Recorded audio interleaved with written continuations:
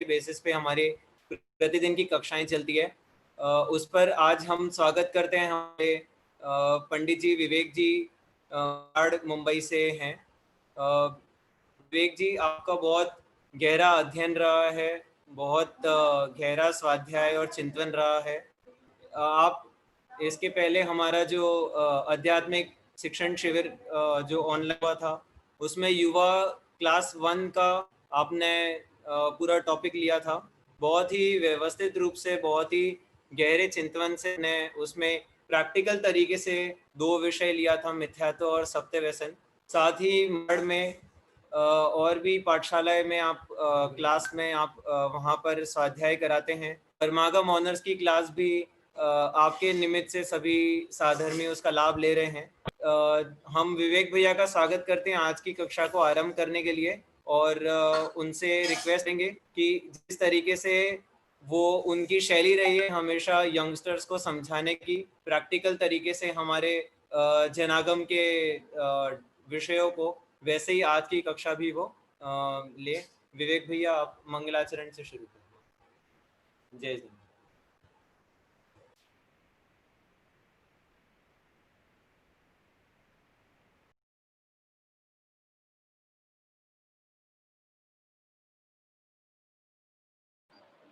Okay, fine. मुझे just 5 second का time दो। कुछ उस साइड में तो एक खाली है, मैं खाली वीडियो ऑफ कर रहा हूँ।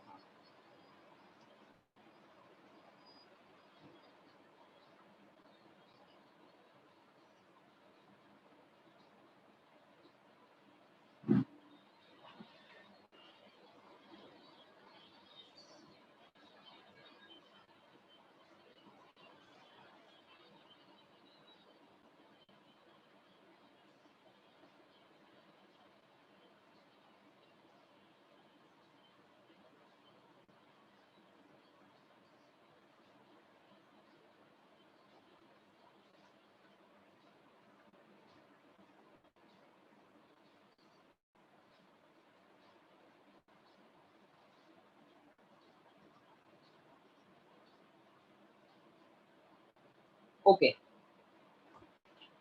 हम स्टार्ट कर सकते हैं। करें स्टार्ट किया। मेरी वॉइस क्लियर है? खाली एक बार चेक कर लें। दीपक भाई, राहुल भाई, मेरी वॉइस क्लियर है? हाँ, एकदम। Okay okay, fine. सभी लोग हाथ जोड़ ले गए।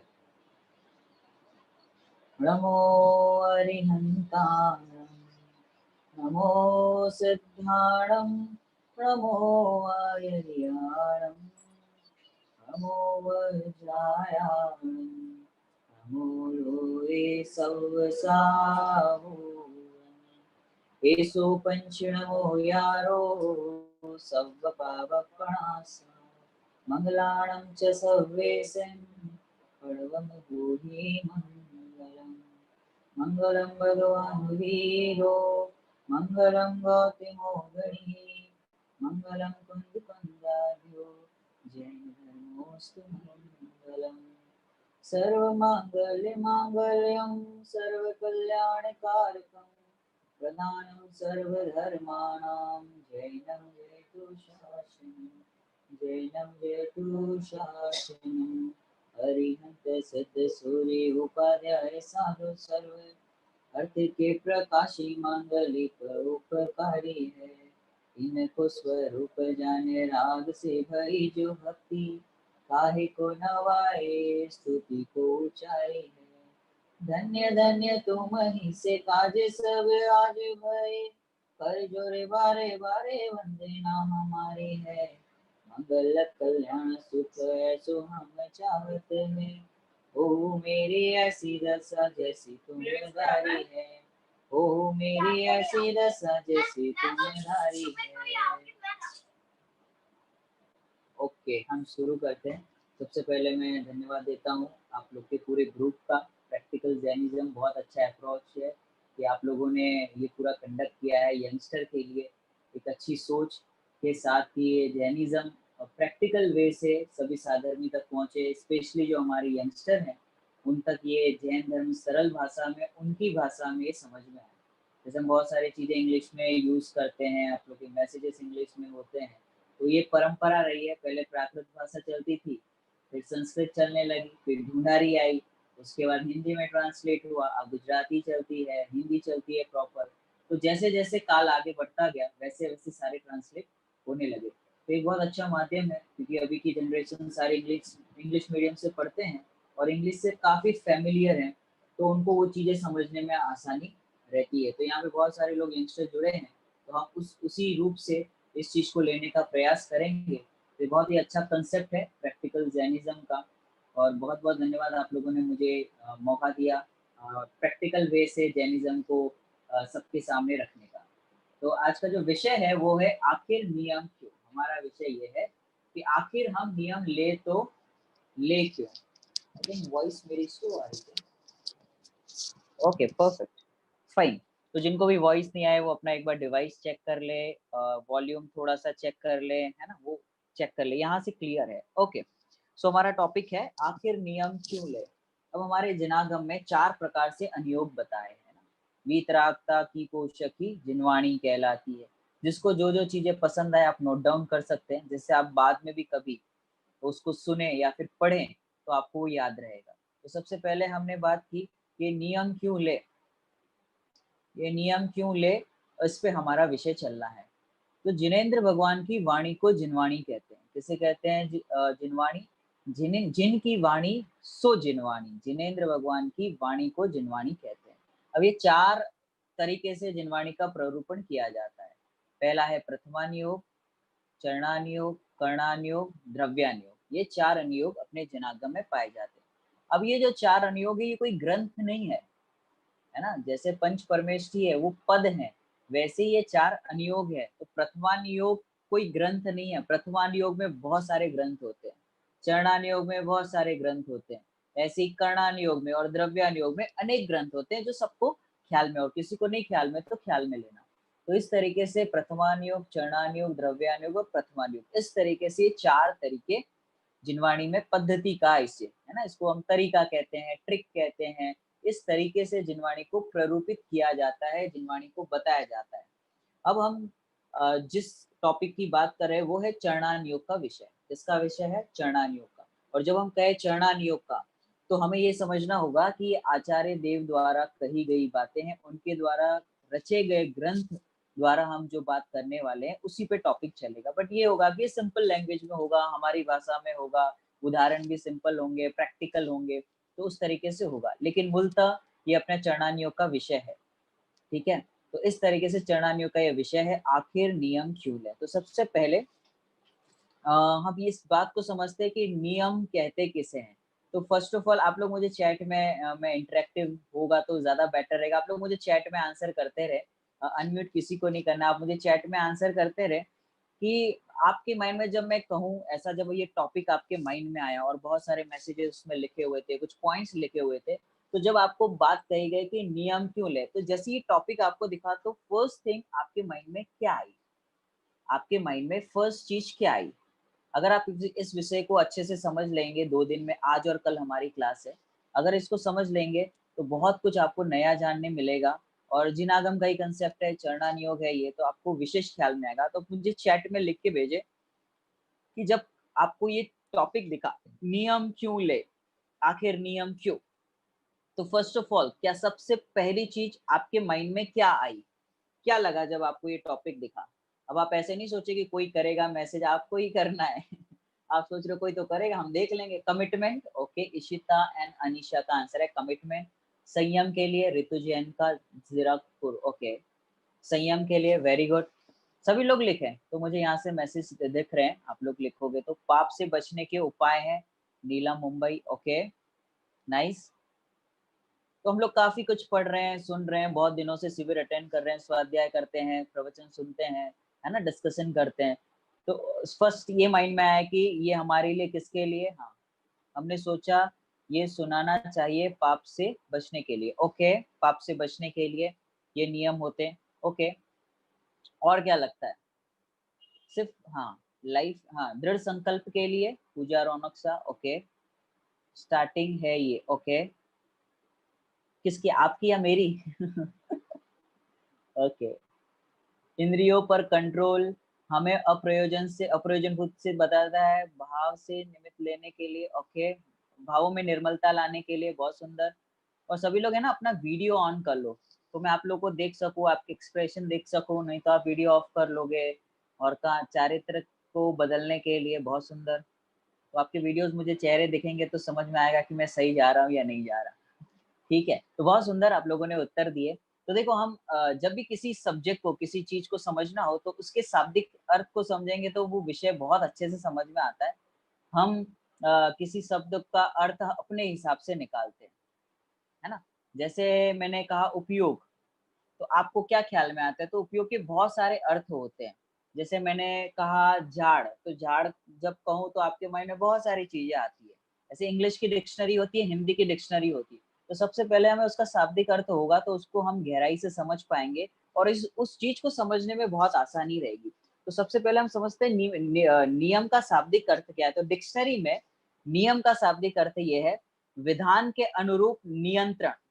देखो कितना सुंदर है, अगर इतना भी समझ में आ जाए तो आपको ख्याल में आ जाएगा। क्या लिखा? विधान के अनुरूप, विधान माने यूनिवर्स समझ लो। विधि कहते हैं ना, ये तो विधि का विधान है, एक दिन सबको जाना है ना? तो विधान के अनुरूप नियंत्रण। अब जब नियंत्रण कहते हैं तो हमें क्या लगता है कि फिर कंट्रोल वाली बात आ गई। तो उसका अर्थ ऐसा नहीं समझना कंट्रोल वाली चीज़, ठीक है? जैसे प्राकृतिक नियम, है ना? उधर उदाहरण दिया, जैसे प्राकृतिक नियम कैसे होते हैं? बारिश के बाद ठंडी आती है, ठंडी के बाद गर्मी का मौसम आता है। इस बार गर्मी का आ ही नहीं पाया, अपने को डायरेक्ट पता ही नहीं चला कब गर्मी आई और गई, है ना?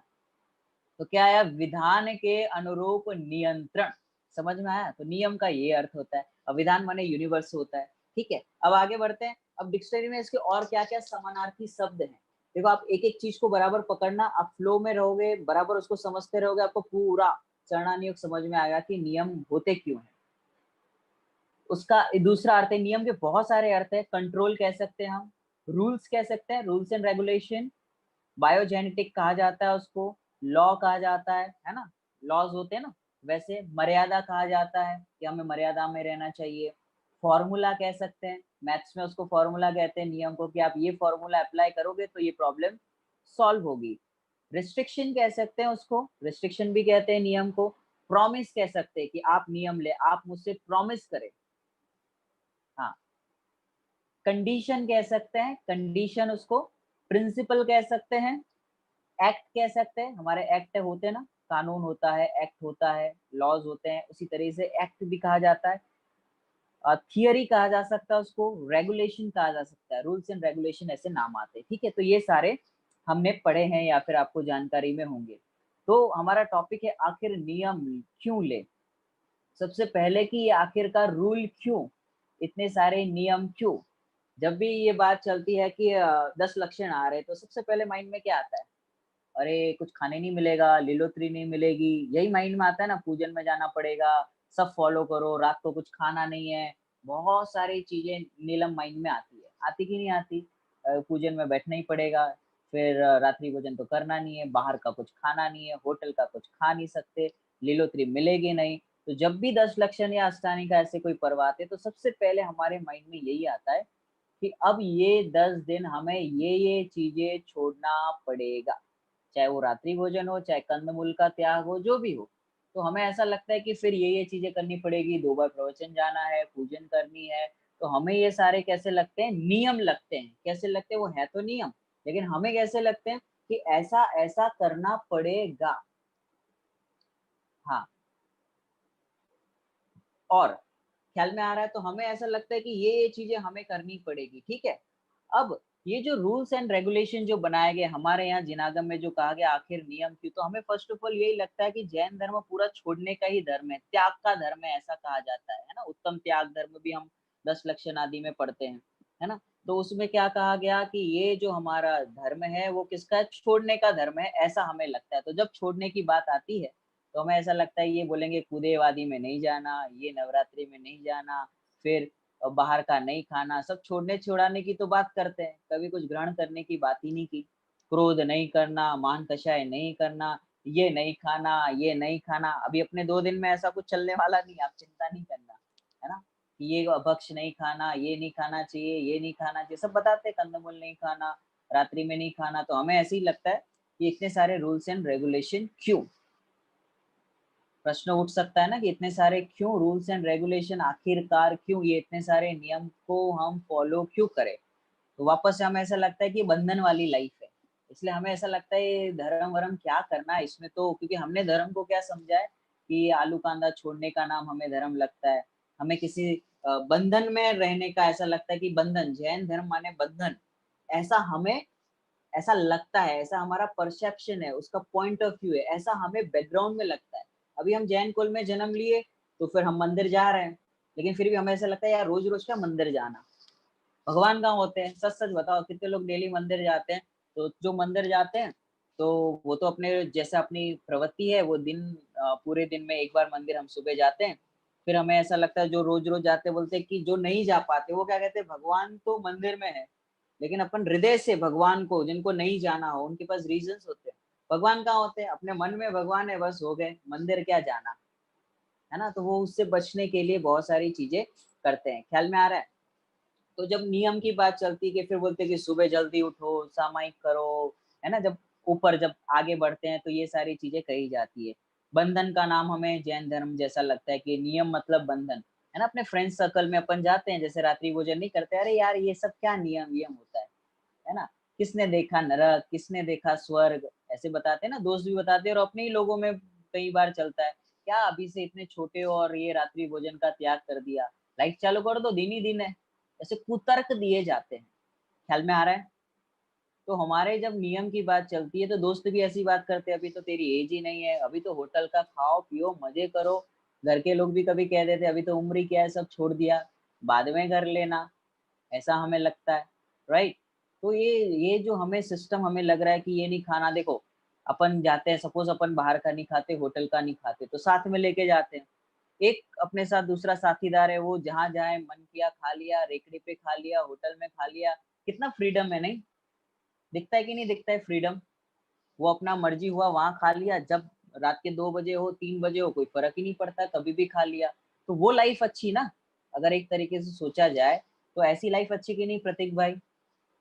जब मन किया तब खा लिया, जब उठे भूख लगी तब खा लिया, जहां से भी खा लिया, तो वो लाइफ अच्छी। अभी अपने जैनिज्म को फॉलो करेंगे तो कितनी सारी चीजें, ये नहीं खाना, वो नहीं खाना, रात में नहीं खाना, इतनी मर्यादा वाला पापड़ इतने दिन का, ये इतने दिन का, ऐसी लाइफ ऐसी जिंदगी जी के क्या फायदा। एक जिंदगी मिली है अपने को, और उसको भी अपन ऐसी यही सब कंट्रोल कंट्रोल करने में अपना लाइफ निकाल देंगे तो कैसे चलेगा, है ना। अच्छे से जियो, जो मन में आए खाओ, लाइफ तो ऐसी होनी चाहिए। देखो बाहर के लोगों को, अपने तो देखो एक साइड बैठ में बैठे हैं, केले की सब्जी और पराठा लेके बैठे हैं, बाकी लोग देखो क्या क्या नहीं खा रहे, सब माल मसाला, वो नान और होटल का जो मिलता है खा रहे हैं, और ये बाहर का कुछ खाता नहीं है।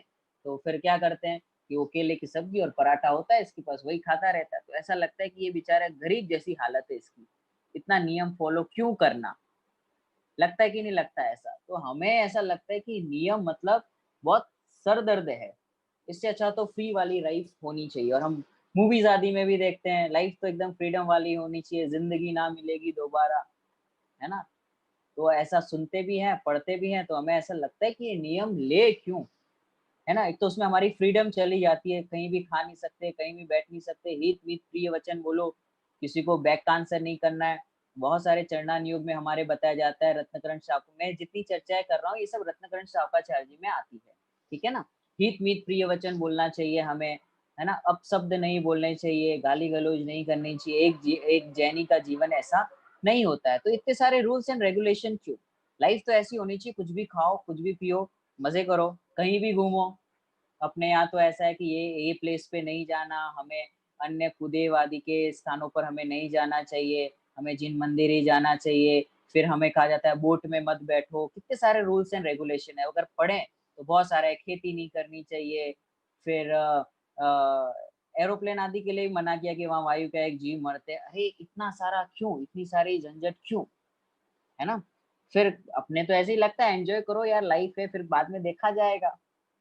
जब 50 एक साल के हो जाएंगे तब धीरे धीरे सब छोड़ देंगे। फिर कहा जाता है सामूहिक भोजन मत करो, है ना, इतने सारे भीड़ में खाओगे तो बहुत सारा दोष लगता है, रेकड़ी पे मत खाओ। तो अपने को तो बहुत सारी चीजें बताई जाती है, घर में इतना टेस्ट नहीं आता, वो रेकड़ी वाले में एक्स्ट्रा बटर डालते हैं तो उधर इसको ज्यादा टेस्ट आता है। तो बोले यार लाइफ तो ये होनी चाहिए, ऐसा हो तो मजा आ जाए। और ये नियम वाले में ऐसा लगता है कि कॉम्प्रोमाइज कर रहे हैं, हमारी जिंदगी के साथ खिलवाड़ हो रहा है ऐसा लगता है। जैसे आप रात्रि भोजन के लिए बैठे कदाचित घर पे, और घर पे बड़े लोग हैं, वो कहते ही हैं, दादा दादी हैं या फिर पेरेंट्स है, तो वो जरूर कहते हैं कि नहीं करना चाहिए, रात्रि भोजन जैन है।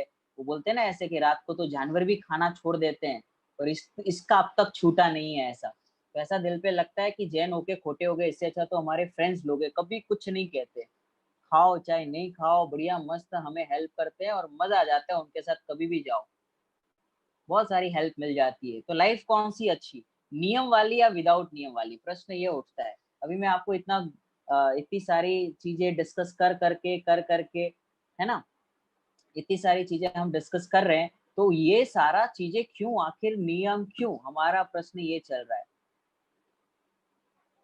है ना। तो आखिर हम नियम ले तो ले क्यों? अगर अब हम उसको दूसरे एंगल से देखते हैं, देखो हम उसको बहुत सारे एंगल से देखेंगे, हमारे पास 2 क्लास है, उसमें विषय भी हमें क्लियर करना है, और आपको समझ में भी आ जाए कि आखिरकार हम नियम ले तो ले क्यों, नहीं तो मत लेना। अगर आपको नहीं समझ में आता तो बिल्कुल नियम को फॉलो नहीं करना चाहिए, राइट। लेकिन एक बार समझ में आ जाए तो फिर उसका पालन हमें यथावत करना चाहिए। तो आप उसको ये नहीं समझना कि मैं 2 क्लास के बाद आपको कोई नियम दिलाऊंगा, ऐसा कुछ नहीं होने वाला। आप आप स्वयं समझदार हो, आपको खुद को ख्याल में आएगा, अगर लगे तो करो। मुझे भी जो चीजें समझ में नहीं आती मैं फॉलो नहीं करता उसको, है ना। तो जब तक मुझे लॉजिकली वो चीज नहीं बैठेगी, व्हाई शुड आई फॉलो, है ना, मैं उसको क्यों फॉलो करूं, जब तक मुझे वो चीज दिमाग में नहीं बैठ रही। ख्याल में आ रहा है? तो सभी लोग यहाँ पे ध्यान दो, ध्यान से सुनना। व्हाट इफ नो रूल्स, अगर रूल्स ही नहीं हो तो कैसी रहेगी जिंदगी? अगर जीवन में रूल्स ही नहीं हो, तो आपको क्या कहते हैं, वो 3 इडियट्स वाला गाना याद आता होगा कि अपनी लाइफ तो ऐसी होनी चाहिए, बहती हवा सा था वो। अपने को तो ऐसा लगता है यार ये लाइफ अच्छी है, जब जो मन किया दिल की सुनो, है ना, ऑल इज वेल, कुछ भी खाओ, ऑल इज वेल करते रहो। ऐसी लाइफ अच्छी है ना, देखते तो ऐसा लगता है यार ये जिंदगी बढ़िया है ना, जिंदगी ना मिलेगी दोबारा। जो मूवी देखी ऐसा लगता है यार ये जिंदगी बढ़िया है, सीरियल देखा तो ऐसा लगता है यार गजब, ऐसा यार ऐसी जिंदगी, ऐसा बंगला होना चाहिए। पर आप जानते हो वो तो जो सीरियल में दिखाते हैं वो 5 मिनट तो दो बिजनेस में जाता है, बाकी टाइम तो वो पाप ही करता है, तो उसके पास इतना पैसा आया कहाँ से? वो ऑफिस में तो हार्डली दिखाते उसको। बाकी घर इतने बड़े बड़े, घर इतने बड़े, घर के महिलाएं देखो तो दिन में 4 बार साड़ी बदलती, इतना पैसा आता कहाँ से? और हम ये वहां पे चित्र नकली दिखाई देते हैं, और नकली चीजें दिखाई जाती है, और हमें ऐसा लगता है ऐसी जिंदगी मिलेगी तो मजा आ जाएगा, और हम कल्पनाओं में जीते रहते हैं। तो बात अपनी चल रही थी कि अगर रूल्स ना हो तो कैसा रहेगा, तो मजा आ जाएगा, जिसका जैसा मन हुआ करो, ऐसा आपको जो मन आ रहा है वो करो, रोड पे जैसे चलना है चलो, तो मजा आ जाए ना।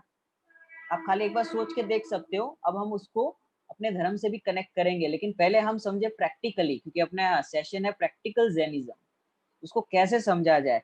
अगर सपोज रूल्स ही ना हो तो आप रोड पे क्या हालत होगी सोचो। ये जो रूल्स बनाए गए ना, सिग्नल लगाए गए, पहले सिग्नल नहीं थे, तो क्यों लगाए गए? ताकि रूल्स बनाए गए कि ऐसे सबको खड़े रहना है, नहीं तो क्या होगा, 4 रास्ते होते हैं तो गाड़ियां टकरा जाती है, एक्सीडेंट बहुत होते थे, तो नियम बनाए गए। तो नियम कब बनते हैं? कि जब लोग उसको एक्सीडेंट होने लगे, या फिर क्लैशेस होने लगे, झगड़े होने लगे, या फिर प्रॉपर नहीं हो रहा, तो नियम बनाए जाते हैं, राइट। तो नियम बनाया गया, चलो सिग्नल लगा देते हैं। सपोज सिग्नल ना हो तो क्या हाल होंगे? ऐसी ट्रैफिक हो जाता है, अपने यहाँ तो सिग्नल है फिर भी ट्रैफिक होता है, तो जिसकी जब मर्जी में आ रही सबको पहले निकलना है। कितने एक्सीडेंट हो जाएंगे अगर ये ना हो। जैसे हम हाईवे पे जाते हैं ना, ड्राइव करते हैं, तो वहां पे नियम होते हैं, जैसे वो डिवाइडर होता है। डिवाइडर क्यों लगाया गया? कि आने वाली गाड़ियां इस तरफ से, जाने वाली इस तरफ से। अगर ऐसा ना हो, पहले देखते थे ना हाईवे पे बहुत सारे एक्सीडेंट होते थे, क्योंकि वो रूल से नहीं चल रहे, ओवरटेक कर रहे, जिसका जैसे मर्जी में आ रहा है वैसे चला रहे, तो क्या होगा? एक्सीडेंट हो जाएगा। लेकिन धीरे धीरे नियम बनाए गए तो एक्सीडेंट कम हो गए। एक डिवाइडर बना दिया, उसका वो प्रॉपर जो भी है उसको प्रॉपर तरीके से कर दिया, तो उस साइड की गाड़ियां उस साइड, इस तरफ की गाड़ियां इस साइड। और ये सब रूल्स ना हो तो रोड पे क्या हालत होगी सोचो, है ना। अभी हम कोरोना की बात करें, अगर गवर्नमेंट रूल्स ना बनाए, बोले जिसको जैसा करना है आप कर सकते हो, आपकी जिंदगी है ना, तो आपको जैसा भी ठीक लगे आप कर सकते हो, तो क्या होगा रोड पे? तो जिसकी जो मर्जी आएगी दुकान खोल लेगा, जिसका जो मर्जी आएगा जहां पे भी जाएगा, बीच पे जाएगा, मॉल्स खोल लेगा। तो क्या होगा? डेथ रेट बढ़ जाएगी, ऑटोमेटिक होगा ना। अगर रूल्स नहीं होगा तो देखो कितनी हालत खराब हो सकती है। तो ट्रैफिक रूल का बताया, ऐसे ही अभी जो रोग चल रहा है उसमें भी हम रूल से रह रहे हैं। अगर गवर्नमेंट लॉकडाउन खोल दे, वैसे ही लोग निकल रहे हैं, जिसको निकलना है, रूल ब्रेक कर रहे हैं। तो जब एक इंसान रूल ब्रेक करता है तो उसको फॉलो करने वाले बहुत लोग होते हैं, तो उसकी वजह से दूसरों को भी बहुत तकलीफ होती है। पता चल रहा है, ख्याल में आ रहा है, रूल्स ना फॉलो करने से जिंदगी कितनी खराब हो सकती है हमारी। अगर ये रूल ब्रेक कर दे हम सब सारे, कल से निकल जाओ रोड पे, देखो क्या हालत हो जाएगी, लोग एक दूसरे से लगेगा और डेथ रेट बढ़ जाएगी अगर रूल्स ना फॉलो करे तो। अभी रूल्स फॉलो कर रहे हैं तो उतने हम बचे हुए हैं, ठीक है। फिर हमारी सोसाइटी, हमारे बिल्डिंग्स के भी रूल्स एंड रेगुलेशन होते हैं कि आपको ये टाइम पे समय पे आ जाना है, गेट बंद हो जाएगा, ये ऐसा करेगा। जो भी बिल्डिंग के रूल्स एंड रेगुलेशन बनाते हैं कि गार्डन ये टाइम पे खुलेगा, ये टाइम पे ये होगा, सब रूल्स एंड रेगुलेशन होते हैं। ख्याल में आ रहा है? तो सोसाइटी के भी रूल्स एंड रेगुलेशन बनाए जाते हैं। अगर उसको भी तोड़ दिया जाए तो जिसकी जब मर्जी में आया, बाहर के फ्रेंड्स लोग को बुला रहे, टेरेस पे जा रहे, स्विमिंग पूल में नहा रहे, तो वो रूल्स क्यों बनाए जाते हैं? तो कुछ उसके पीछे उद्देश्य होता है। तो सोसाइटी ठीक तरीके से चलती है। फिर हमारे इंडिया का जो संविधान है, कॉन्स्टिट्यूशन है, जो हमारे डॉक्टर बाबा साहब अम्बेडकर ने बनाया, क्या सोच के बनाया होगा? तो वो उसमें कुछ रूल्स बनाए गए अपने इंडिया के लिए कि इस नियम से चलना होगा, तो इंडिया प्रॉपर तरीके से ग्रो कर पाएगा, उसकी ग्रोथ हो पाएगी, अदरवाइज वो ग्रोथ नहीं कर पाएगा। अगर रूल्स नहीं होते तो इंडिया की क्या हालत होती आज, ठीक है। फिर हम सोच सकते हैं बैंक के कुछ रूल्स एंड रेगुलेशन होते हैं, आप बैंक में जाओगे आपको लाइन लगानी है, अगर ऐसे रूल्स एंड रेगुलेशन ना हो तो जिसका जब मर्जी में आए कहीं से भी घुस जाएगा, लाइन नहीं लगाएगा। कॉलेज स्कूल में भी कुछ रूल्स एंड रेगुलेशन होते हैं, पीरियड्स होते हैं, हमारे सेशंस होते हैं, ये सेशन के बाद ये सेशन। अगर रूल्स ही नहीं हो स्कूल में भी, तो जिसकी जब मर्जी में आए, जो कपड़े पहन के जा रहा है, कहीं भी बैठ रहा है, कोई नियम नहीं, कोई कानून नहीं, तो सुना, नहीं तो टीचर को बाय बाय बोल के निकल गए। तो एक पढ़ाई भी ठीक तरीके से नहीं हो पाएगी। बैंक में अगर रूल्स एंड रेगुलेशन नहीं हो तो लोन ले लिया, फिर दो नहीं दो आपकी मर्जी, रूल्स एंड रेगुलेशन तो फॉलो करना ही नहीं है। आपने ले लिया लोन, फिर मत दो चाहे, क्योंकि रूल्स तो फॉलो करना नहीं है। तो क्या होगा, बैंक भी उठ जाएगा और हम भी किसी दिन, हमारा भी कोई देगा नहीं, बोले आपने बैंक का नहीं दिया, हम आपका क्यों दें, क्योंकि रूल्स एंड रेगुलेशन तो फॉलो करना ही नहीं है। तो अगर ऐसा होगा तो बाहर की व्यवस्था भी बिगड़ती है, ये हमें प्रत्यक्ष दिखाई देता है। तुम्हारे टोडर मर्जी साहब मोक्ष मार्ग प्रकाशक में कहते हैं कि अगर ये सारी चीजें ना फॉलो की जाए तो बाहर में प्रत्यक्ष हमें इस चीज का भाव वासन है कि ये बाहर में अव्यवस्था हो जाएगी अगर रूल्स एंड रेगुलेशन ना हो तो, है ना। हमारे न्यूज पेपर होते हैं, उसके भी कुछ रूल्स एंड रेगुलेशन होते हैं, वो कुछ भी नहीं लिख सकते। अगर कुछ भी किसी के बारे में लिखेंगे तो उनपे केस हो सकता है। हमारा जो कानून है, हमारे जो नियम है, वो भी इसी प्रकार चलते हैं। मोक्ष मार्ग ही नहीं रहेगा अगर रूल्स एंड रेगुलेशन ना हो तो। कैसे? अगर कोई जीव नियम पाले ही नहीं, जिसको जैसे मर्जी में आ रहा है वैसे जी रहा है, जो कपड़े पहनने में उसको लग रहे हैं ठीक वो पहन रहा है, जिसको मर्जी में आ रहा है छोड़ रहा है, तो वो चल रहा है ना। तो मोक्ष मार्ग ही नहीं चलेगा। सपोज चौथा गुणस्थान आ गया अपना, सम्यक दर्शन हो गया, पांचवा गुणस्थान आ गया, दो कसाय चौकड़ी का अभाव हो गया। अब उसमें कुछ रूल्स एंड रेगुलेशन होते हैं, 11 प्रतिमाएं होती है, दर्शन प्रतिमा आदि बहुत सारी प्रतिमाएं होती है। 11 प्रतिमा में बहुत रूल्स एंड रेगुलेशन होते हैं। छठवें गुणस्थान में मुनिराज के 28 मूल गुण का पालन होता है। अगर वो लोग फॉलो ना करे तो क्या वो भगवान बन पाएंगे? क्या लगता है आपको? अगर चौथा गुणस्थान वर्ती, हम मंदिर के भी रूल्स एंड रेगुलेशन होते हैं ना, मंदिर में आपको जूते चप्पल बेल्ट चमड़े की वस्तु बाहर छोड़कर, फिर वो मंदिर में जहाँ पानी रखा हुआ हो छान कर उसके अपने पैर धोकर फिर आगे हमें मंदिर में प्रवेश करना चाहिए। ओम जय जय जय नमोस्तु नमोस्तु नमोस्तु बोलते हुए मंदिर में प्रवेश करना चाहिए। ऐसे सारे अपन ने बाल बुध में पढ़ा है। अगर ऐसा ना करे, जिसकी मर्जी में जो आ रहा है वैसे जाए, तो क्या हालत होगी मंदिर की? तो दो लोग अंदर चिट चैट कर रहे हैं, कोई मोबाइल में लगा हुआ है, कोई गेम खेल रहा है, वहां कोई बातें कर रहा है, जिसकी मर्जी में आया तब घंटा बजा रहा है, रात को भी घंटा बजा रहा है, 3 प्रदक्षिणा दे रहा है रात्रि में, है ना। फिर मंदिर में जैसे धक्का आयुष अपन करते हैं ना, मंदिर में ऐसे पाठशाला आते तभी एक दूसरे को धक्का देते हुए निकल जाते हैं। होता है कि नहीं होता है ऐसा? तो रूल्स एंड रेगुलेशन नहीं होंगे तो मंदिर में भी बहुत दोष लग सकते हैं, अव्यवस्था बन जाएगी। तो ये इतना सारा जब डिस्कशन किया कि रूल्स फॉलो क्यों करें, पहले तो ये बताया कि रूल्स की डेफिनेशन क्या है, नियम किसे कहते हैं। तो बताया था विधान के अनुरूप नियंत्रण। नियंत्रण का अर्थ कंट्रोल ऐसा नहीं समझना, है ना। नियंत्रण माने मर्यादा समझना, हर चीज की एक मर्यादा होती है। तो रूल्स क्यों? तो हमें ऐसा लगता है बहुत बंधन है, ये रूल्स वाला लाइफ अपने को नहीं जमती, हमें तो चाहिए फ्रीडम वाली लाइफ। जब जो मर्जी में आए वो करो, मर्जी में आए तब सो जाओ, मर्जी में आए तब उठो, मर्जी में आए तब करो, ये सारी चीजें हमें लगती है। और लाइफ ऐसी होनी चाहिए। क्यों आशी? ऐसी होनी चाहिए ना जिंदगी, जब मिले उठ गए, एक बार तो मिले तो मजे करो, जब कहीं घूमने जाना है चले जाओ, जो करना है वो करते रहो, ऐसी जिंदगी होनी चाहिए। तो हमें तो फ्रीडम वाली लाइफ चाहिए। तो ये नियम क्यों? फिर उसके बाद बताया कि कहाँ-कहाँ नियम लागू करते हैं हम। ज़िंदगी में हमारे नियम होते हैं, ऐसे कपड़े पहनने चाहिए हमें, स्लीवलेस नहीं पहनना चाहिए, ये जीन्स आदि नहीं पहनने चाहिए। फिर घर के कुछ रूल्स होते हैं, 10 बजे आ जाओ घर पे, उसके लेट नहीं चलेगा, 11 बजे आओ, है ना? सुबह इतनी बजे उठ जाओ। बहुत सारे ऐसा लगता है मिलिट्री में हैं अपन, इतने कानून क्यों? है ना? वो पापा आदि बोलते हैं ना कि मोबाइल इतनी देर यूज़ नहीं करना चाहिए, 1 घंटा बहुत हो गया, टीवी इतनी देर देखनी चाहिए, दुकान पे बैठो या फिर तो तुम्हें पढ़ाई करनी चाहिए, इतनी सारी ऐसी लाइफ इतना नहीं जमता, अपने को ऐसा लगता है, कितने लोग को अच्छा ऐसा लगता है, यार कहीं हिमालय-विमालय पे चले जाएँ, इधर जमता नहीं है और जो बड़े लोग सुन रहे हैं, उनको ऐसा लगता है अपन कोई तीर्थ स्थल पे चले जाएँ, तो सब झंझट ही खत्म हो जाए। है ना? क्योंकि वो प्रेशर लगता है घर के लोग जब सब बोलते हैं। बराबर है ना ज्योति? ऐसा हमें लगता है कि ये सारा बहुत प्रेशर वाली चीज़ है। इससे अच्छा तो अपनी ज़िंदगी अच्छी होनी चाहिए। जो मर्ज़ी में आए जब करो, उसको हम फ्रीडम कहते हैं। उसका नाम हमने फ्रीडम दिया है ना? लेकिन एक्चुअल फ्रीडम स्वतंत्रता किसको कहते हैं उसको हमें बहुत अच्छे से समझना होगा। जिसको हम फ्रीडम समझते हैं, उस फ्रीडम के बाद बहुत बंधन आने हैं। ऐसे बंधन आएँगे कि ये जीव समझ ही नहीं पाएगा कि कहाँ चला गया और ऐसे दुःख मिलेंगे उसको कि वो सोच भी नहीं सकता। ख़्याल में आ रहा है? तो कहाँ नियम होते हैं हमारी ज़िंदगी के कुछ नियम बनाते हैं हम इतनी बजे उठना, ये टाइम पे ये करना है, ये ब्रश करना है, खाना खाना है, जो भी नियम है हम बनाते हैं उसमें। उसमें कुछ आगे पीछे किया, जैसे हमें डॉक्टर ने कुछ नियम बताए कि आपको दिन में 3 बार दवा लेनी है। आप उसमें फ्रीडम करके बताओ। जो इंसान ऑक्सीजन पे है उसके भी कुछ नियम होते हैं कि आपको ये लगा के रखना है, ड्रिल लगा के रखनी है ना? और आप अपने हिसाब से चलो, कि नहीं हमारी मर्ज़ी में आएँगे तो दवा लेंगे, नहीं मर्ज़ी में आया तो नहीं लेंगे, क्या फ़र्क पड़ता है? हम तो वही है बहती हवा सा था वो वाली लाइफ़ चाहिए हमें तो।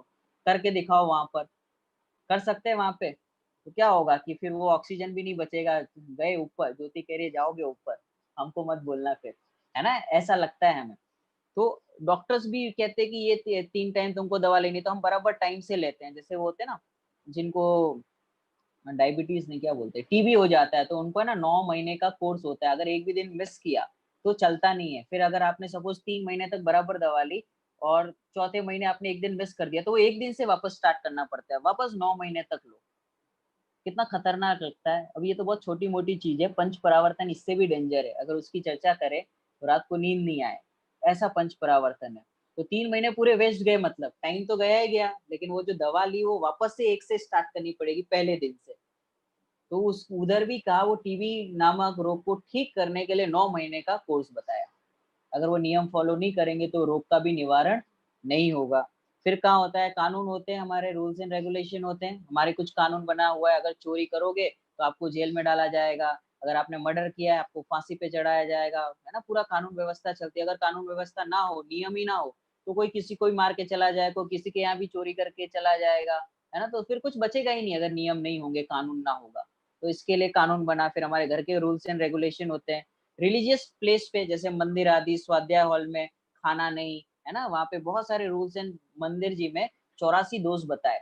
ज्ञानानंद श्रावकाचार्य में मंदिर में 84 दोष लगते हैं, जैसे ये बाल को खुजाना, छींकना आदि बहुत सारे दोष बताए, खुजली करना, अनावश्यक बोलना, रात्रि में घंटी बजाना, ऐसे 84 दोष वहाँ पे लिखे, आप वहाँ से पढ़ना ज्ञानानंद श्रावकाचार्य जी में, ठीक है?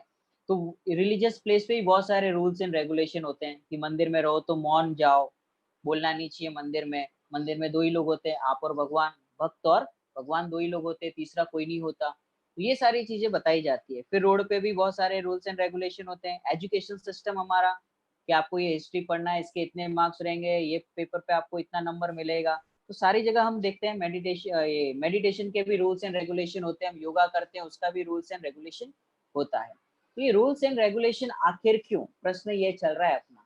बोले कि इतना सारा आप बता रहे हो, ये इतना सारा क्यों? क्योंकि जब तक हमें उस गहराई नहीं समझ में आएगी प्रैक्टिकली भी उसको, तो हमें ये जिनागम के सिद्धांत नहीं समझ में आएंगे। क्योंकि हम क्या समझते हैं कि जैनिज़्म पूरा अलग है और बाहर की लाइफ पूरी अलग है। हमें ऐसे लगता है कि वहाँ पे कानून बहुत ज़रूरी है, होना ही चाहिए, नहीं तो फिर वो कैसे होगा?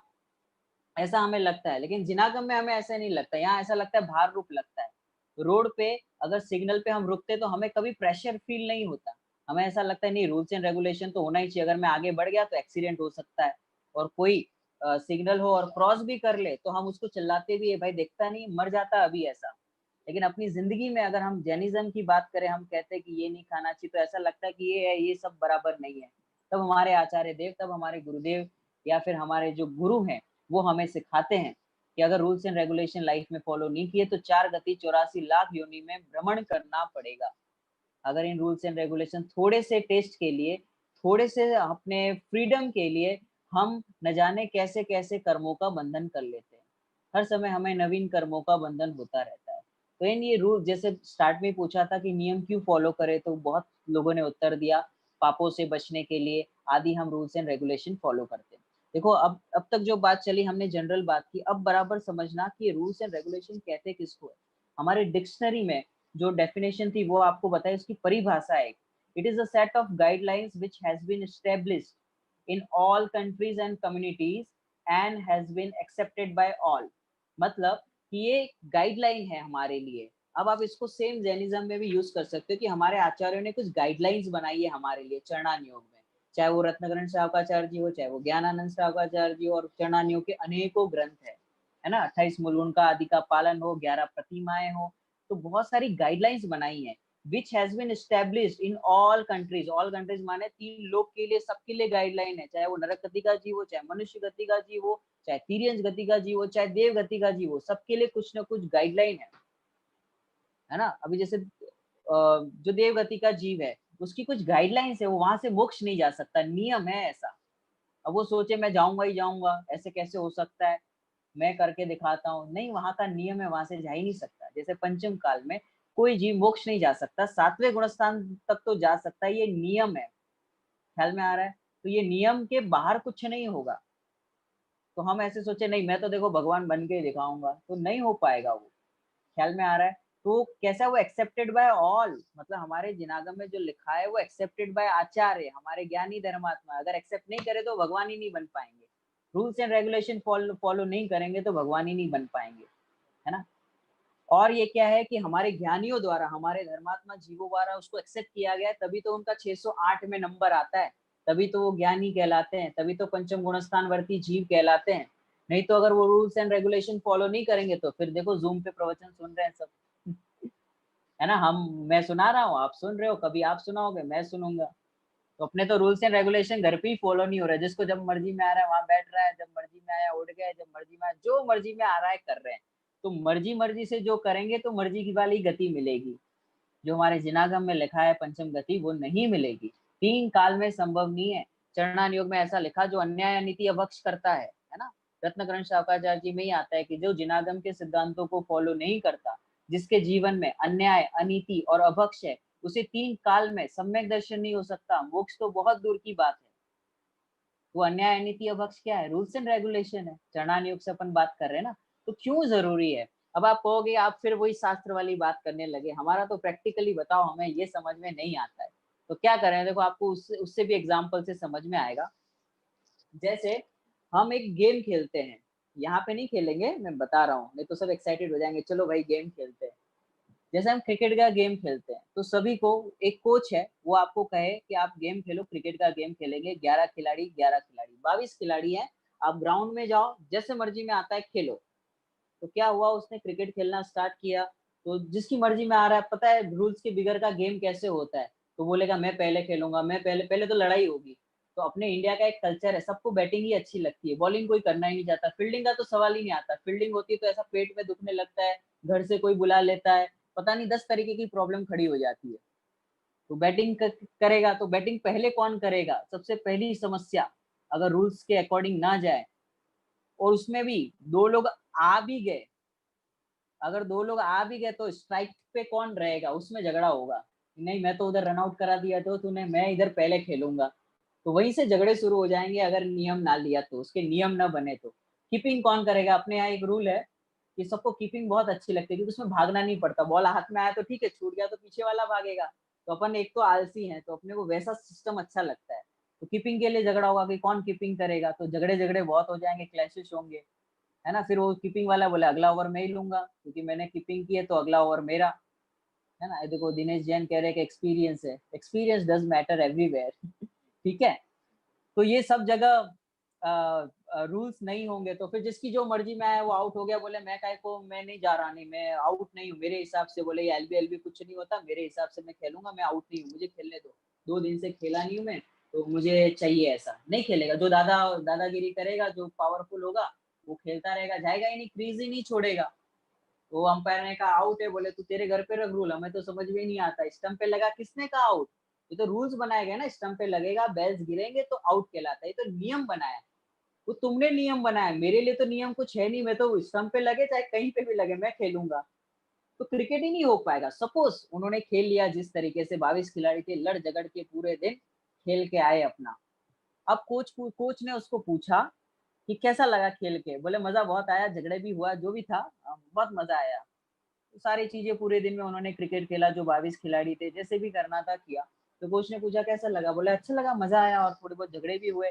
कोई पावरफुल था, उसको ज्यादा बैटिंग मिल गई, और जो बेचारा कुछ नहीं कर पाया वो फील्डिंग ही करता रहा, बॉल पूरे दिन बॉल ही लेते रहा, वो घूमता रहा, फील्डिंग करता रहा, बैटिंग ही नहीं आई। तो किसी को परेशानी हुई, किसी को अच्छा लगा।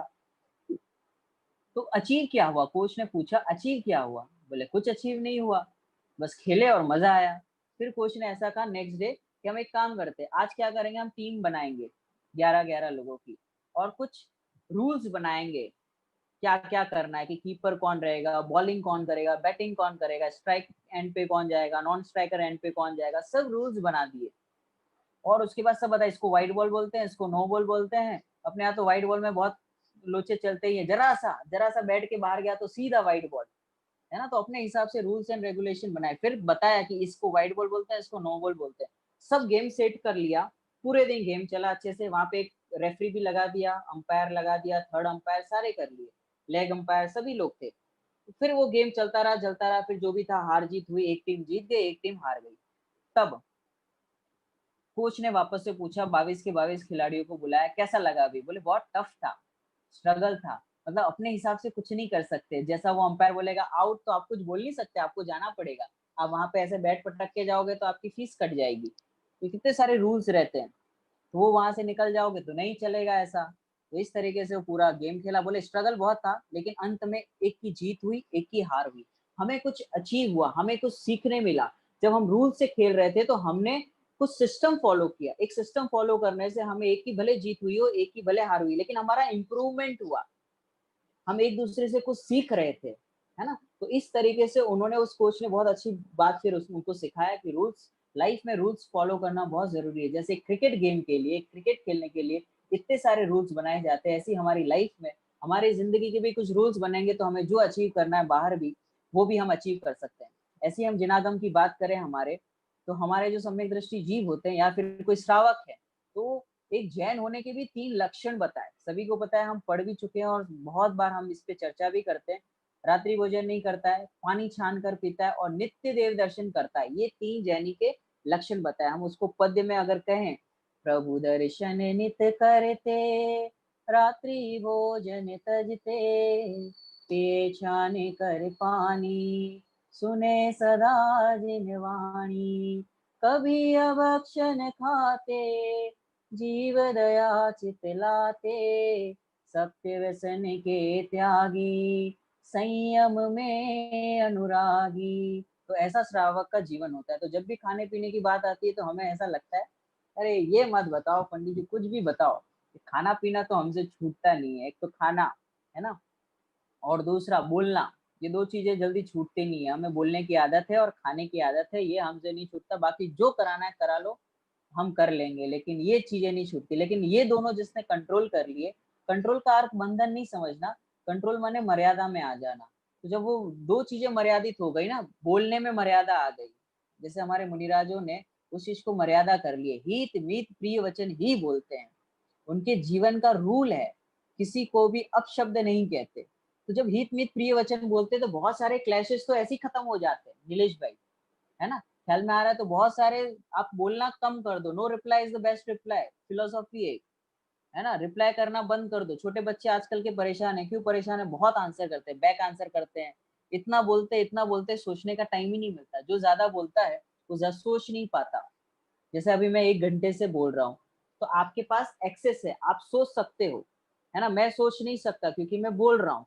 तो जब मैं शांत होता हूँ तो मैं कुछ सोच सकता हूँ इस विषय के बारे में, किसी चीज के बारे में। लेकिन आप जब शांत नहीं है तो आप सोच नहीं पाएंगे ज्यादा। तो इसीलिए हमारे मुनिराज मौन रहते हैं, हमारे ज्ञानी जो जीव रहते हैं राम ने क्यों आंसर नहीं किया अपने पिता दशरथ को? कुछ तो होगा ना, सीता जी ने कुछ आंसर नहीं किया, कुछ तो होगा। अनंगशरा ने कुछ आंसर नहीं किया, कुछ तो होगा उसके पीछे। क्यों ये लोग मौन रह जाते हैं? क्यों टोडरमल जी ने कुछ कहा नहीं जब उनको हाथी के नीचे कुचलवाने का आदेश दिया गया राजा द्वारा? कुछ क्यों नहीं बोले? कुछ तो कारण होगा। क्यों गज कुमार के पास इतना पावर था, इतने होशियार थे, सिगड़ी रख दी गई तो कुछ बोले क्यों नहीं? शांत क्यों रह गए?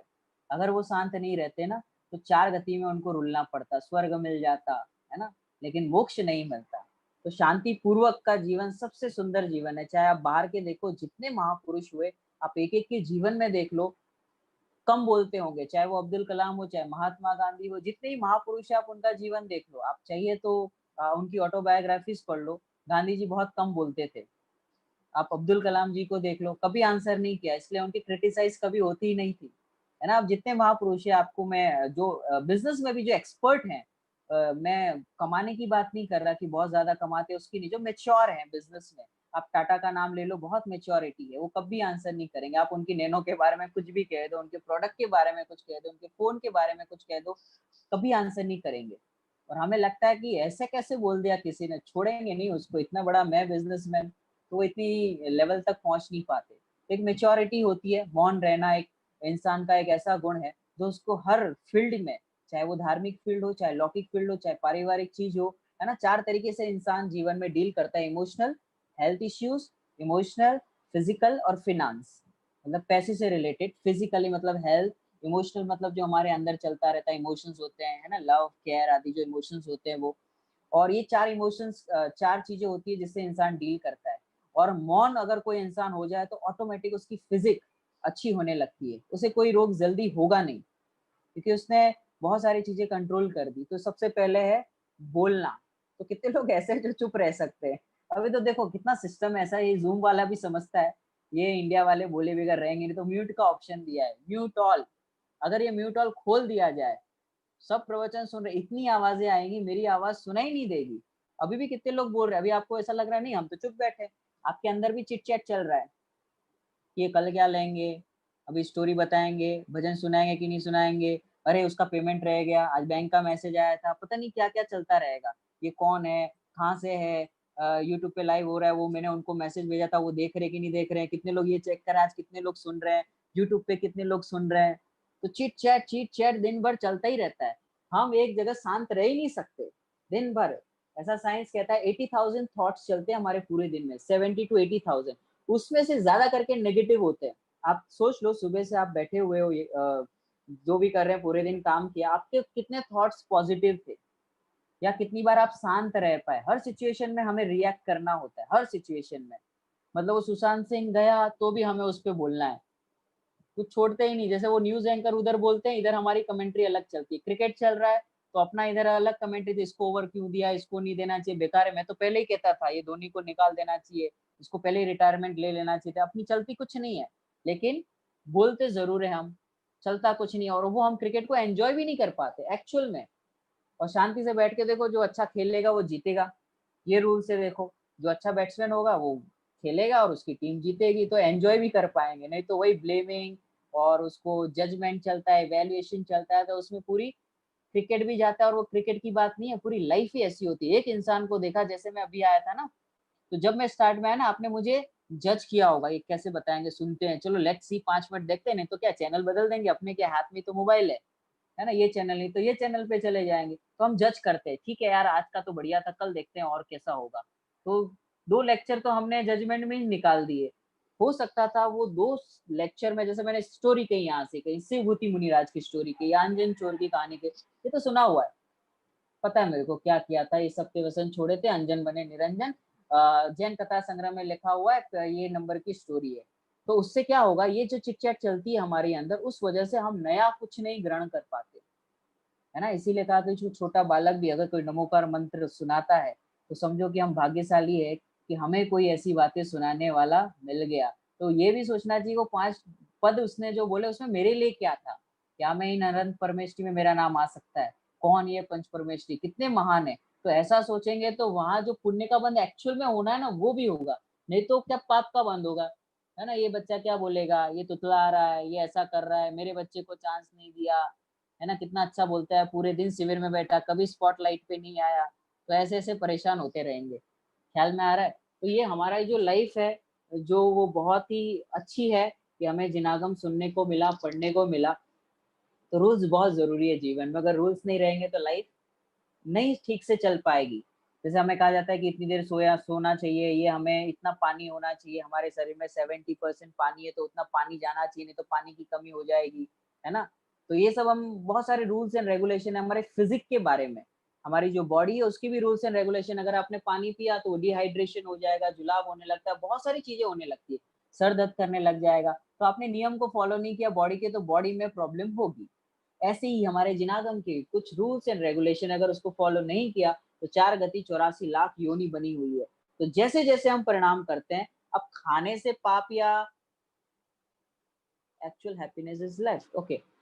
तो हम एक्चुअल में अगर उस रूल्स एंड रेगुलेशन को फॉलो नहीं करेंगे तो हम खाने से कुछ पाप नहीं लगता, लेकिन उस खाने के साथ जो हमारी गृद्धता होती है, जो हमारे परिणाम होते हैं, जो हमारी सोच होती है, उससे पाप लगता है। अगर टीवी देखने से पाप लगता तो हमारे अनंत भगवान दुनिया की जितनी टीवी है सबको एक साथ जानते हैं, देखते हैं, और पाप कुछ नहीं लगता। रीज़न कि उनको उसके प्रति राग नहीं है, उनके कोई परिणाम नहीं बनते हैं। ख्याल में आ रहा है? तो ये जो रूल्स एंड रेगुलेशन है, वो हमारी लाइफ को बहुत बेहतरीन बना देते हैं। इस एंगल से देखेंगे तो नियम ऐसे लगेंगे, जैसे आप क्रिकेट का एग्ज़ाम्पल दिया, आप क्रिकेट रूल्स एंड रेगुलेशन के साथ खेलो, बहुत मज़ा आएगा, नहीं तो कोई आउट ही नहीं हो पाएगा, है ना? खेल का मज़ा तो उसी में ना, रूल्स एंड रेगुलेशन के साथ खेले, फिर जीते उसमें, हार भी जाए तो कुछ एक्सपीरियंस मिलता है, मज़ा आता है। और रूल्स एंड रेगुलेशन के बगैर खेलो तो टेम्परेरी भले मज़ा आ जाए।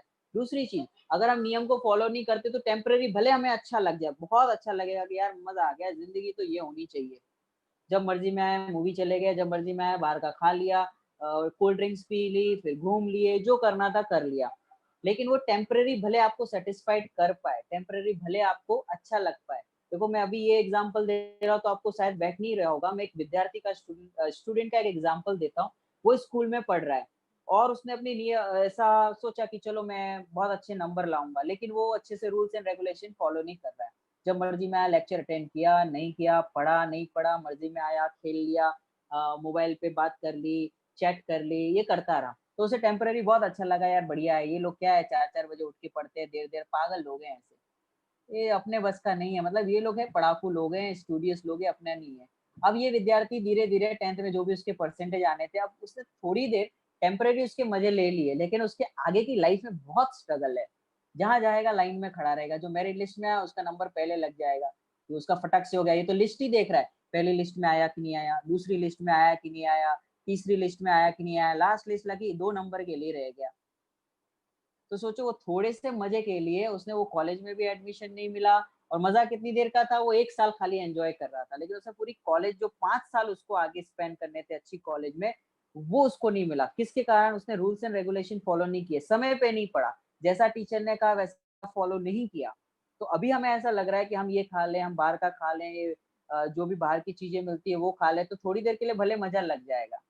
लेकिन हमारे जो आचार्यों ने कहा है, जो हमारे गुरुओं ने कहा है, अगर हमने उसके रूल्स एंड रेगुलेशन को फॉलो नहीं किया, तो आगे के जो जीवन है, ये तो 5 साल कॉलेज के बताए, आगे का जो भव है हमारे, उसमें क्या हालत होगी आप सोच नहीं सकते। जैसे अभी सुशांत सिंह ने सुसाइड कर लिया, हम सबको पता है। अब उसने थोड़े से कम्फर्ट के लिए, मतलब उसको जो भी डिप्रेशन होगा या जो भी वो टेंशन में होगा, तीव्र कषाय हुई, उसने सुसाइड कर लिया। अब वो नियम से अधोगति गया होगा, तिर्यंच गति या तो नरक गति, ज़्यादा करके नरक गति मिलती है, या तो तिर्यंच गति में गया होगा। अब उसके दुःख कैसे हैं? उसने थोड़े से डिप्रेशन को सहन नहीं कर पाया, उससे बचने के लिए उसने ऐसा स्टेप लिया। अब उसे ये नहीं पता था कि आगे क्या होगा, उसने कर तो लिया। अब वो जिस गति में भी गया हो, उसे इससे भी अधिक कई गुना दुःख का वेदन वो अभी कर रहा होगा। ख्याल में आ रहा है? तो थोड़े से उसने जो भी करना था उसने कर लिया और वो बहुत परेशान है। तो ये तत्व ज्ञान एक ऐसी चीज़ है जो आप प्रैक्टिकल ज़ेनिज़्म ये जो चल रहा है हमारा, तो ये अगर हमें समझ में आ जाए, हम थोड़े से नियम और रूल्स एंड रेगुलेशन से पढ़ाई करें स्कूल की, तो हमें एक अच्छी कॉलेज में एडमिशन मिल जाता है। कॉलेज में अच्छे से पढ़ाई करें, उनके जो रूल्स एंड रेगुलेशन है, टीचर जो हमें सिखाती है, जो हमें होमवर्क देती है आशी, अगर वो हम अच्छे से करें तो हमें अच्छा जॉब मिल जाएगा। तो अच्छी हमारी जैसा हमको जो अचीव करना था, गोल्स अचीव करने थे, वो अचीव हो जाएँगे। सिंपल है ना दिव्य? आपने अभी 10th की एग्ज़ाम दी, अगर रूल्स एंड रेगुलेशन फॉलो नहीं करोगे तो क्या होगा? जैसी कॉलेज में एडमिशन चाहिए वैसा नहीं मिलेगा, करेक्ट? तो रूल्स एंड रेगुलेशन हर जगह जरूरी है, चाहे वो जिंदगी हो, चाहे रिलीजन हो, चाहे बाहर की चीजें हो, चाहे धार्मिक चीजें हो। ठीक है। अब अब हमारा समय होने आया, मैं सोच रहा हूँ एक आध भक्ति लें, फिर इसको पूर्ण करेंगे। तो ये जो आज जो बात बताई हमने, जनरल चीजें की कि कैसे ज्ञानी, अब हम कल जो चर्चा करेंगे 4 अनुयोग के माध्यम से रूल्स एंड रेगुलेशन, कि 4 अनुयोग हमारे जिनागम में रूल्स एंड रेगुलेशन किस तरीके से किया, और इतना एंजॉयबल लाइफ होती है जो रूल्स एंड रेगुलेशन फॉलो करता है। वो जीव अल्पकाल में, जो हमारे आचरण चरणानुयोग में लिखा गया है, वो जीव नियम से भगवान बनेगा, नियम से चरणानुयोग को जो फॉलो करता है। अब आप कहोगे ऐसा कैसे, व्रत उपवास आदि करने से भगवान बन सकते हैं? जी हाँ। हमें ऐसा लगता है व्रत, दया, दान, पूजा, भक्ति ये सब तो पुण्य की क्रिया है। वो पुण्य की होते हुए भी जो जीव उस नियम को अच्छे से समझता है, उस पूजन का जो जहाँ जैसे जैसे उसकी योग्यता है, उसकी जो शैली है, उसकी जो विधि है, उस विधि से करेगा तो नियम से होगा। क्योंकि हमारे मुनिराज उपवास आदि करते हैं, हमारे ज्ञानी धर्मात्मा जी पंचम गुण स्थानवर्ती जी उपवास आदि करते हैं, तो परंपरा मोक्ष का कारण का चरणानियोग को, जिसका मतलब वो नियम से जाएगा, भगवान बनेगा ही बनेगा। तो कैसे चरणानुयोग से नियम को फॉलो करते हुए हम भगवान बन सकते हैं? देखो, भगवान बनना मतलब आप ऐसे मत समझो कि भगवान बनना कोई एक जगह हो गई, कोई ऐसा व्यक्ति होगा भगवान बने, भगवान होते हैं, ऐसा कुछ नहीं होता। भगवान एक ऐसा जीव होता है जो इस तत्व को बहुत अच्छे से समझ गए हैं, जो रूल्स एंड रेगुलेशन है प्रकृति के भी रूल्स एंड रेगुलेशन फॉलो करते हैं। वो जो ज्ञानी धर्मात्मा जीव होता है वो सच्चा देशभक्त होता है। अब आप कहोगे ऐसे कैसे, वो फौजी लड़ता है वो देशभक्त कहलाता है? तो ऐसा नहीं होता। हमारे जो ज्ञानी जीव है वो सच्चे देशभक्त होते हैं, हमारे मुनिराज सच्चे देशभक्त होते हैं। और जो देशभक्ति नहीं कर सकता उसे कभी सम्यक दर्शन नहीं हो सकता। जो अपने घर पे न्याय नीति से ना रहता हो, अपने बिजनेस में न्याय नीति से नहीं रहता, उसे सम्यक दर्शन भी नहीं हो सकता। तो हमारे जो आचार्यों ने जो चरणानुयोग बताया, उस नियम से जो जीवन जीता है, स्वर्ग तो उसे एक्स्ट्रा मिलता है, ऐसे ही मिल जाता है। फिर अगर उसमें वो यथा नियम, अपने जो यम नियम है उसको पालन करते हुए अपने आत्मानुभव को वो करता है। किसी का प्रश्न है कि मुनिराज देशभक्त कैसे बनते हैं, इसके लिए आप कल आइए, कल आपको सुनाएंगे। मैं छोटा सा एक एग्जांपल देता हूँ, मुनिराज देशभक्त कैसे।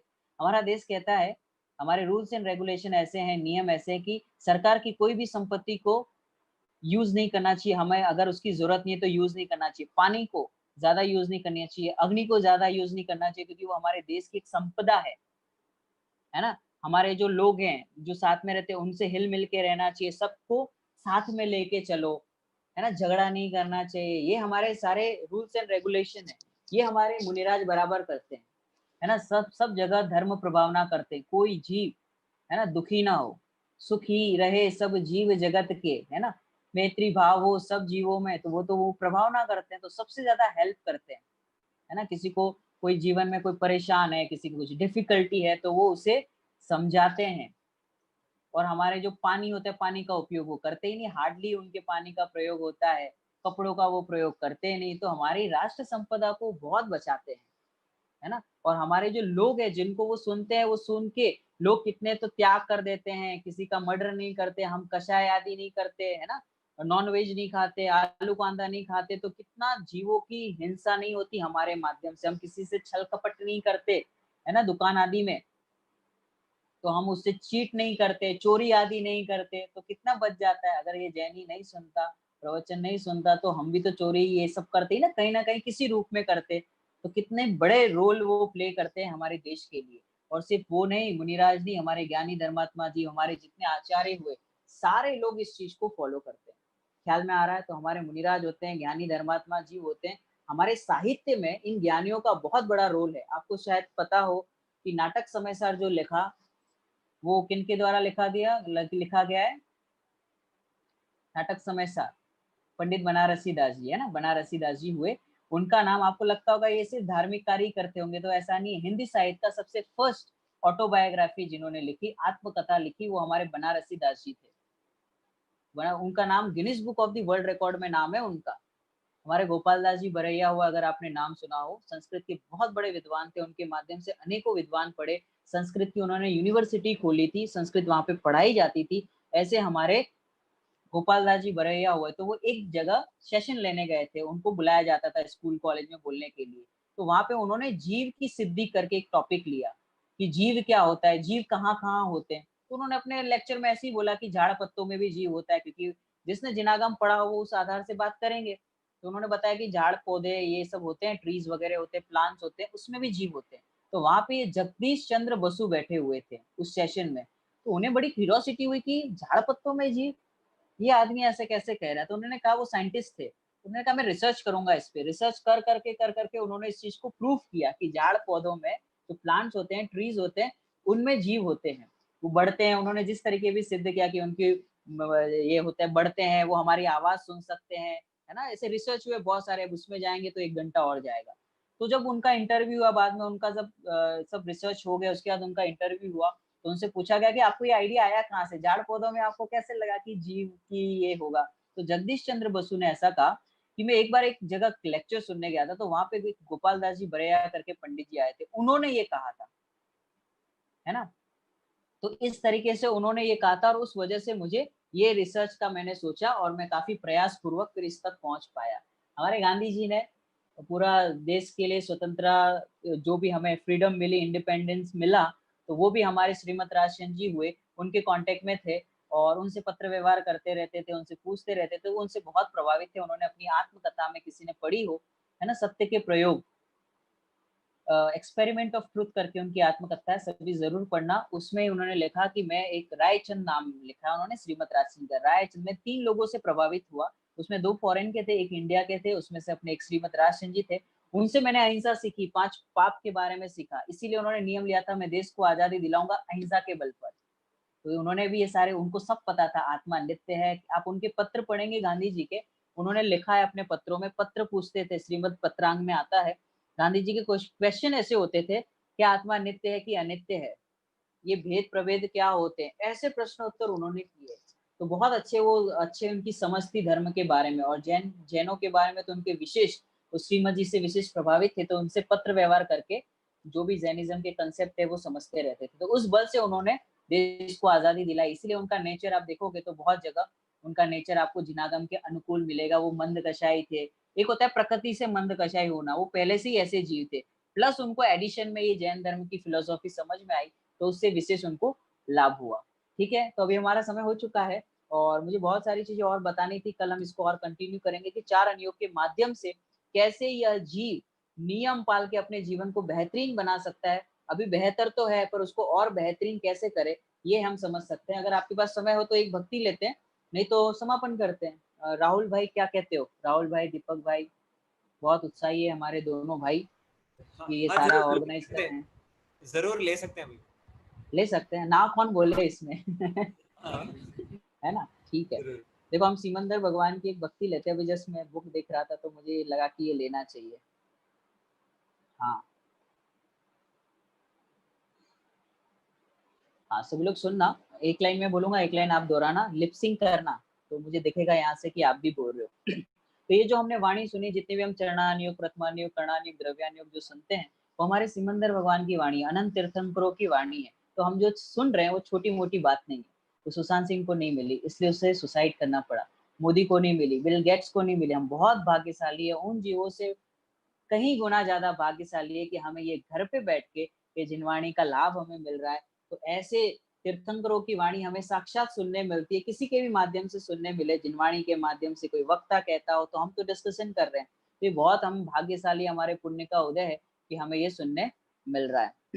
सीमंदर संदेशा है, विदे क्षेत्र से आया है। बोलिए सभी लोग, सीमंदर संदेशा है, वीरे क्षेत्र से आया है। कुंद कुंद स्वामी ने कहा, मेरा गायक अकेला है। सीमंदर संदेशा है, विदे क्षेत्र से आया है। और उसका पैराग्राफ है, बहुत सुंदर है। शुद्ध नय की प्रधानता से, बोलिए, शुद्ध नय की प्रधानता से ज्ञानामृत बरसता है, ज्ञानामृत बरसता है। एकत्व विभक्त हूँ मैं, समय सारे दर्शाता है, नव तत्व के मेले में। कितने लोग को ऐसा लगता है कि यंगस्टर है ना, इसलिए मुझे लेने का भाव आया कि I am alone, please leave me alone, don't talk to me, है ना, एक्सपेक्टेशन हर्ट्स अ लॉट, ऐसा आपने बहुत सारे स्टेटस पढ़े होंगे लोगों के। तो हमें ऐसा लगता है मैं अकेला हूँ, और स्वरूप ही ऐसा है कि वास्तव में हम अकेले। कितने लोग को ऐसा लगता है, बड़ों को भी लगता है मैं अकेला पड़ गया। महेंद्र काका जी, कितने लोग को हमको ऐसा लगता है कि जस नहीं मिलता हमको, लोगों के लिए बहुत किया पर जस नहीं मिलता। हीरज बोल के एकदम बराबर बोला, जस नहीं मिलता। तो जितना यश प्रकृति होती है ना, उतना जस मिलता है। और वास्तव में इस दुनिया में हम अकेले ही हैं। अब वो हम उसको फील नहीं कर पा रहे, हम उसका अनुभव नहीं कर पा रहे, इसलिए हमें ऐसा लगता है कि मैं अकेला हूँ, आई एम अलोन, मेरे साथ कोई है ही नहीं, मैं अकेला पड़ गया। सोचो उन तिर्यंस गति को कभी याद करना, वो जो कुत्ते बिल्ली आदि होते हैं, उनके साथ कौन है, कौन है उनके, हमें तो खिलाने पिलाने वाले, ये सब सुनाने वाले कितने लोग हैं। आपको ये सब ऑर्गेनाइज किया है तो आपके पास तो इतने सारे लोग हैं, उनके पास कौन है। सोचो उस नरक गति के जीवों का, कोई बोलने वाला नहीं है, इतनी प्यास लगती है, इतनी भूख लगती है, कोई पानी पिलाने वाला नहीं है। इसको तो जरा सा पानी ठंडा मांगा और थोड़ा सा गर्म हो गया तो इतनी तकलीफ होती है, इतनी तकलीफ होती है कि ना पूछो बात, मेरे को ठंडा चाहिए, गर्म दे देते हैं, मैंने ये मांगा था, ये खाना नहीं हुआ, ऐसा। ठीक है, नव तत्व के मेले में। हाँ, कहाँ गया।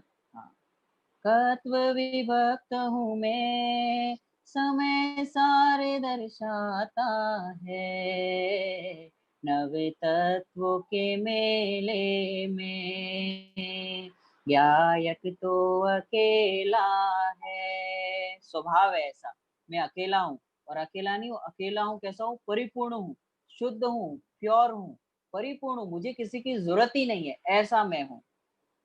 कुंद कुंद स्वामी ने कहा, मेरा गायक अकेला है। अंतिम 2 मिनट, एक और पैराग्राफ है, पूरा करते हैं। हूँ ज्ञानमयी गायक, बोलिए, हूँ ज्ञानमयी गायक, निर्भेद सदा रहता, निर्भेद सदा रहता, एकत्व विभक्त हूँ मैं, ये परमागम कहता, शुद्धोपयोग सुखमय, शिव मार्गे बताता है। कुंद कुंद स्वामी ने कहा, मेरा गायक अकेला है, सिमंदर संदेशा है, विदे क्षेत्र से आया है। कुंद कुंद स्वामी ने कहा, मेरा गायक अकेला है। तो कभी अपने को अकेला फील नहीं करना। रविंद्र पंडित जी ने अपने स्वानुभव पत्रावली में बहुत अच्छी बात की है। जब भी अकेलापन या सूनापन लगे तो ऐसा अनुभव करो, ध्यान से सुनना क्या कहा, जब भी अकेलापन या सूनापन लगे तो ऐसा अनुभव करना कि मैं अनंत सिद्धों के मध्य में हूँ, तुम्हें कोई दुखी नहीं कर सकता। तो ऐसी ये बात चली। कल हम इसको और 4 अन्यों के माध्यम से नियम कैसे फॉलो होते हैं और कैसे ये जीव नियम को फॉलो करते हुए भगवान बन सकता है, ये हम कल की चर्चा में लेंगे।